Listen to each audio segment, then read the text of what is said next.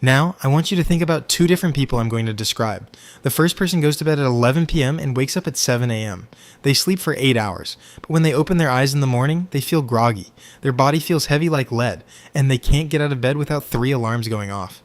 They wander around like a zombie all day, almost dozing off at their desk by 3 p.m. and complain in the evening about being so tired, even though they slept for 8 hours. The second person, however, goes to bed at midnight and wakes up at 6 a.m. They only sleep for 6 hours, but when they open their eyes in the morning, they wake up naturally without an alarm. Their mind is clear, their body feels light, and as soon as their feet hit the ground, they're in a good morning world mood. Their energy doesn't drop throughout the day either. They don't share the same genetics, and while one sleeps for 8 hours, the other only sleeps for 6. Logically, the one who sleeps more should feel more rested, right? But that's not the case because sleep isn't just about duration, it's about quality. Most people don't realize this difference, so they think they've been sleeping enough for years. In reality, they're getting enough sleep but sleeping incorrectly.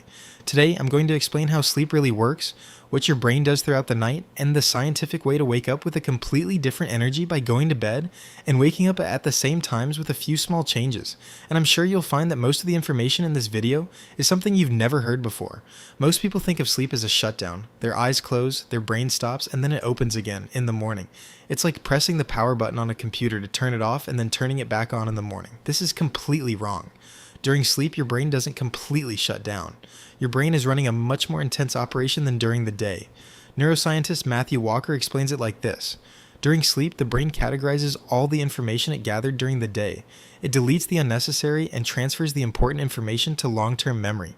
It processes emotional experiences and repairs its cells. You can think of it like a hospital emergency room. During the day, patients come in, along with information, stress, decisions, and emotions. At night, the operation begins and surgeons and nurses are bustling around. Each patient is treated one by one. This operation progresses through specific stages in a certain order. These stages are the key to your sleep quality. And since most people are unaware of these stages, they unknowingly sabotage the operation. The brain works in approximately 90-minute cycles throughout the night. Each cycle goes through 4 stages. The first stage is the light sleep phase. It's the transition process from wakefulness to sleep. It lasts for about 5 to 10 minutes. Your eyes close, but if someone calls your name, you wake up immediately. The brain waves start to slow down. The second stage is the medium sleep phase. Your body temperature drops, your heart rate slows down, and your muscles relax. The brain produces short electrical bursts known as sleep spindles. These help transfer newly learned information from short-term memory to long-term memory. Most of the night is spent in this stage. The third stage is deep sleep. This is the stage where the brain produces its slowest waves. This is where all the magic happens. During deep sleep, the body releases growth hormone. Muscles are repaired, the immune system is strengthened, and cells are renewed. The brain's lymphatic system kicks in. With this system, cerebrospinal fluid washes away toxins between brain cells. This stage becomes the core of physical rejuvenation. The fourth stage is REM sleep. We've reached the stage of dreams. Your closed eyelids are moving rapidly underneath.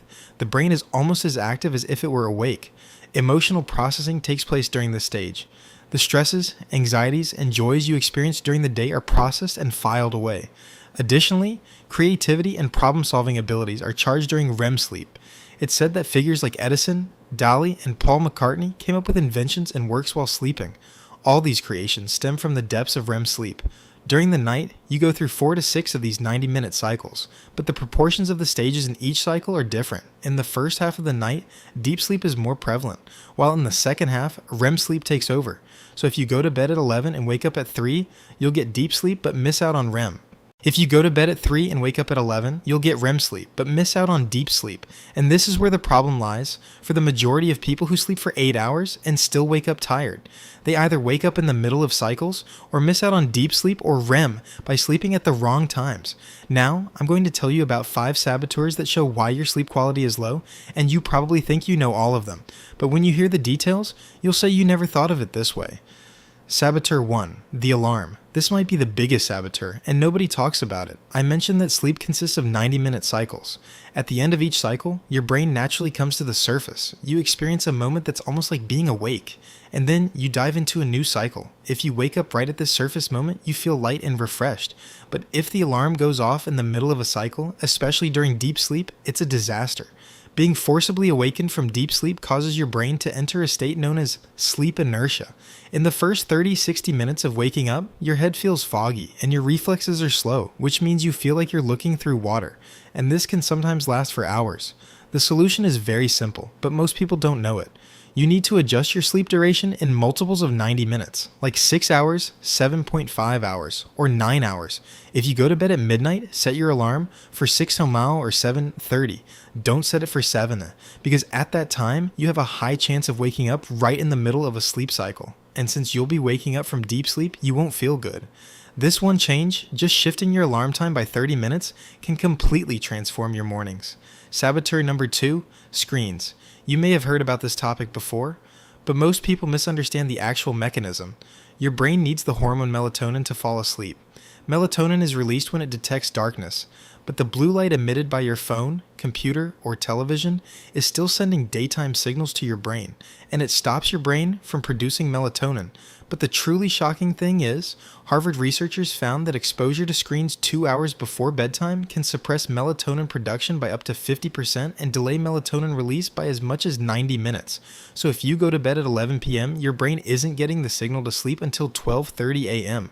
For the first 90 minutes, you're tossing and turning, and in the morning you say you slept poorly. And here, the nighttime mode that most people see as a solution, or the blue light filter, doesn't really solve the problem. Yes, it reduces blue light, but the screen itself, with its stimulating content, notifications, and the dopamine spikes from social media, keeps your brain active. So even if you turn your screen to yellow, if you're scrolling through TikTok, your brain isn't getting ready to sleep. As a golden rule, you should turn off all screens 60-90 minutes before bed. It would also be a great idea to put your phone outside the bedroom and get an old-fashioned alarm clock. Saboteur 3. The secret life of coffee. The half-life of caffeine is about 5 to 6 hours. If you think about what this means, the coffee you drink at 3 p.m. is still in your system at 9 p.m., and a quarter of the coffee is still in your system even at 3 a.m. Caffeine may not prevent you from sleeping. You can close your eyes and go to sleep. But research shows that caffeine can reduce deep sleep duration by up to 20%. So you slept, but your brain hasn't fully completed its operation. You wake up in the morning and say, I slept for 8 hours, but why do I still feel tired? The answer is clear. The coffee you drank in the afternoon stole your deep sleep. Our rule here is to avoid caffeine after 2 p.m. You need to stay away from coffee, tea, and energy drinks. Saboteur 4, alcohol. This is a saboteur that most people never expect. I sleep better when I drink alcohol. There are many people who say that, and they are right at one point, because alcohol really helps you fall asleep faster. But there's a big trap set by alcohol here. According to Matthew Walker's research, alcohol does 2 things. First, it creates micro-awakenings that constantly disrupt your sleep. You might not realize it, but your brain keeps surfacing and diving back down. This completely destroys the quality of your sleep. The second and more critical issue is that alcohol almost entirely suppresses REM sleep. I mentioned that REM sleep is crucial for emotional processing and creativity. After a night of drinking, you wake up feeling more emotionally fragile, more irritable, and less creative. Most people attribute this to the hangover feeling from alcohol, but the real problem arises from the fact that REM sleep has been stolen. The healthiest method is to avoid drinking altogether, but if you insist on drinking, stop drinking at least 3-4 hours before bed, so your body can metabolize the alcohol, and your sleep cycles won't be disrupted. Saboteur number 5, room temperature. And now we've arrived at our final saboteur. This is one of the simplest yet most overlooked reasons. For the brain to transition into sleep, the body temperature needs to drop.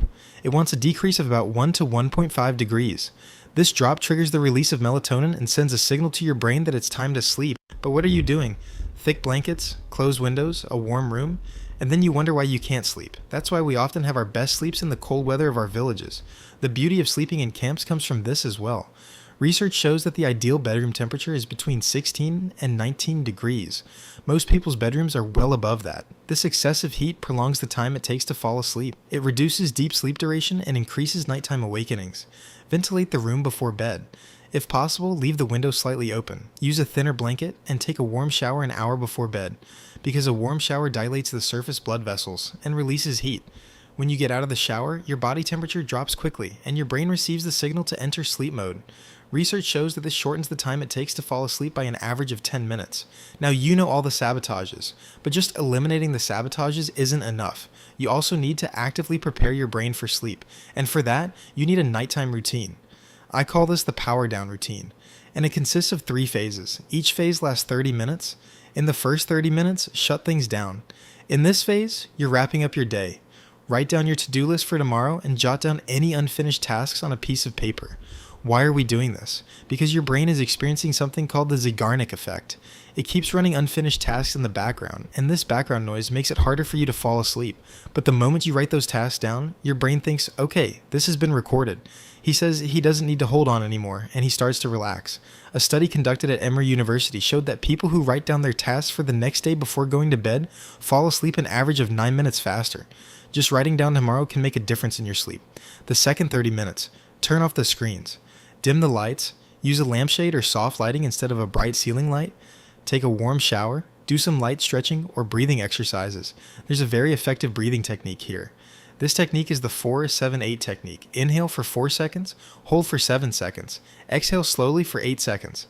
This technique activates the parasympathetic nervous system, which is your body's rest and digestion mode. Your heart rate slows down, blood pressure drops, and your muscles relax. 3 or 4 repetitions are sufficient. The last 30 minutes, shut down your mind.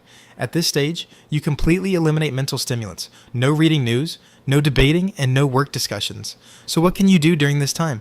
You can read a book, but it should be a physical book. No electronic books. You can listen to light, relaxing music, or just lie in the dark and let your thoughts flow. This 90-minute routine might seem like a lot of time at first, but I want you to think about this. People who don't follow this routine struggle to fall asleep for an average of 30-45 minutes after getting into bed and experience sleep inertia for 30-60 minutes in the morning. They end up losing a total of 60 and then 100 minutes. But with your 90-minute routine, you're eliminating those losses. And on top of that, you're getting a much higher quality of sleep. Math is actually on your side. So if we have a nighttime routine, why not have a morning routine too? Sleep quality doesn't just start at night. How you wake up in the morning affects your next night. And most people start their mornings completely wrong. Your first mistake is when the alarm goes off and you hit the snooze button. You keep telling yourself, just 5 more minutes. Just 5 more minutes. With every snooze, your brain is trying to enter a new sleep cycle. But a cycle can't complete in just 5 minutes. So what happens as a result? With every snooze, you wake up even more tired. The snooze button doesn't improve your sleep quality, it decreases it. There's a ruthless solution for this. Put your alarm clock away from your bed. You have to get up to turn it off, and once you're up, don't lie back down. The second mistake is checking your phone as soon as you get up. This instantly puts your brain into reactive mode. You're surrendering to other people's agendas, notifications, and news. Your brain is bombarded with stimuli in a vulnerable state before it's even fully awake. Instead, if you spend the first 30 minutes like this, it will be better. First, get some sunlight. Expose yourself to natural daylight within the first 15-30 minutes after waking up. Go outside, step onto the balcony, or at least open the curtains. Sunlight sends a signal to your brain that it's daytime. It triggers the release of cortisol and suppresses your nighttime melatonin. And it directly contributes to making it easier for you to sleep at night. Because the light you get in the morning regulates the timing of melatonin production at night. Secondly, drink water. Your body hasn't had water for 7-8 hours. Even mild dehydration increases morning grogginess. A large glass of water physically wakes up your brain. Thirdly, move. 5 to 10 minutes of stretching, a short walk, or a few simple exercises. It boosts circulation, raises your body temperature, and sends an active mode signal to your brain. If you do these 3 things in the first 30 minutes, every morning you'll notice a reduced need for coffee and feel more energetic and alert. And finally, let me talk about something that most people either do wrong or don't do at all. Daytime napping. A study conducted on NASA astronauts. A 26-minute nap has been found to boost performance by 34% and increase attention by 54%. But timing is crucial here. You need to know these 2 rules. First, take your nap between 1 and 3 p.m. because during these hours, there's a natural dip in your circadian rhythm. Napping during this energy low aligns with your natural rhythm, but if you nap after 4 p.m., you'll disrupt your nighttime sleep. That's because you'll have prematurely emptied the adenosine buildup in your brain, and you'll say you're not feeling sleepy in the evening. The second rule is to keep it under 20-25 minutes. This duration keeps you in the light sleep stage. It's refreshing enough, but doesn't allow you to enter deep sleep. If you go over 30 minutes, your risk of falling into deep sleep increases, and when you wake up, it's very likely you'll experience sleep inertia. If that happens, you'll feel even more tired than before your nap. There's also a trick called coffee nap. Drink an espresso just before your nap and fall asleep immediately. The effects of caffeine kick in after 20-25 minutes, and just as you wake up, the caffeine kicks in, eliminating sleep inertia. It's a method that seems strange to me too, but research shows is more effective than a regular nap. Now let's move towards the conclusion. In this video, I've shared a lot of information with you, and I know you're probably wondering how to implement all of this. Don't try to apply everything at once. Tonight, I just want you to do 2 things. First, set your alarm based on 90-minute increments. Set it for 7.5 or 6 hours from the time you plan to sleep. That's all. Secondly, use an old clock for your alarm, or if you can't do that, place your phone far away so you have to get up to turn it off in the morning. Make these 2 changes tonight, and notice how you feel when you wake up tomorrow. If you notice a difference, which I think is very likely, start adding the other changes one by one. Next week, lower the room temperature. Add a nighttime routine. Incorporate morning light. You can do these gradually and one at a time, because sleep doesn't improve overnight, but it can start to improve overnight. Write down how you felt when you woke up tomorrow. I woke up without an alarm for the first time. My mind is clearer than ever. Or you might say there was no difference at all, because others watching this video are curious about your experience, and maybe your one sentence will be the first step that changes someone's life. Take your sleep seriously, because when you sleep well, you live well. If you want to see more videos like this, don't forget to subscribe and like the video. Thank you for watching. See you in the next video. Goodbye.